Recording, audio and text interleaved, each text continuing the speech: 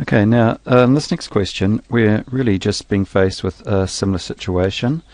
It's a titration of, in this case I think it's ethanoic acid, and they want you to basically state what's going to happen as you add this strong base sodium hydroxide.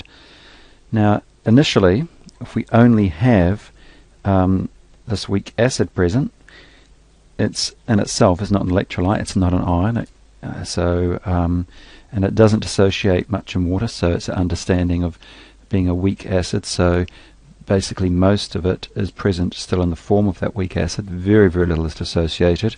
So to all intents and purposes, at the start we have zero, we don't have any CH3COO minus yet to act as a ion, or in terms of the conjugate base, so at start it's zero.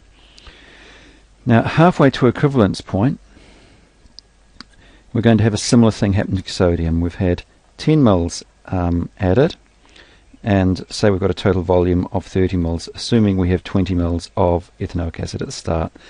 And if we start with 1 mole per litre, that means we'll have 0.33 sodium ions there.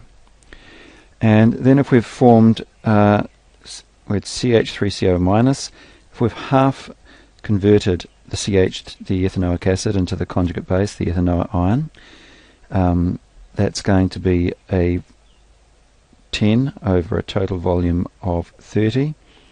So that would be 0.33 CH3COO minus. Okay.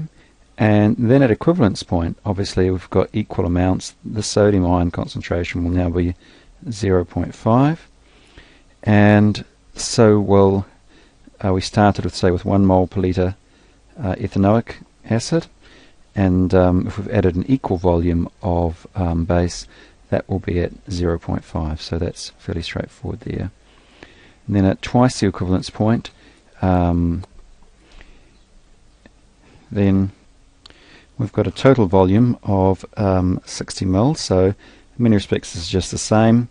So the sodium ions would, effectively think should be the same. So we've got an addition of 40 mils. So that means 40 times 1, that's 0.667 sodium. That's sodium ions. And the ethanoic ions at this stage, their concentration will be decreasing. We can't make any more, so that's going to be the equivalent of, say, we could work it out this way, just say it's 1 mole per litre to start with, times a dilution factor of 20 was the actual total there, I should have said, because that was the amount we started with here, if you recall. Of ethanoic, and 20 mils of ethanoic will turn into 20 mils of ethanoic, but it's been diluted, and at equivalence point at 60, so that's 1/3 of that, so it's 0.33 CH3COO minus. Then we've just got to look at the sodium hydroxide as the last one, which is really no different in that we've got a total volume of 60 mils and just 20 mils after equivalence point, so that's times 1, so it's 0.33 sodium hydroxide, or sorry, not sodium hydroxide, just the hydroxide ions. So we can then obviously assign them values for doing the graph. Initial is very easy. We're going to start at 0. That's 0.33 and 0.33, so that's going to be 0.67 as the total, and that's going to be 1, and that's going to be 1 there, that's going to be 1 plus, that's times by 5, so that's 1.67, so that's going to be 2.67, so that's the same value there. So we just need to add those points to the graph.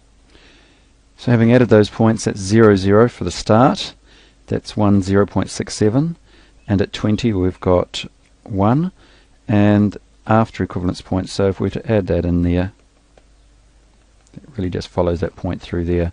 So that's that second part of the question. Now Remember the need for part A, particularly to discuss how you came at these points. It's just a discussion of the species being present and showing your calculations there for working that out. Okay, and that's that question.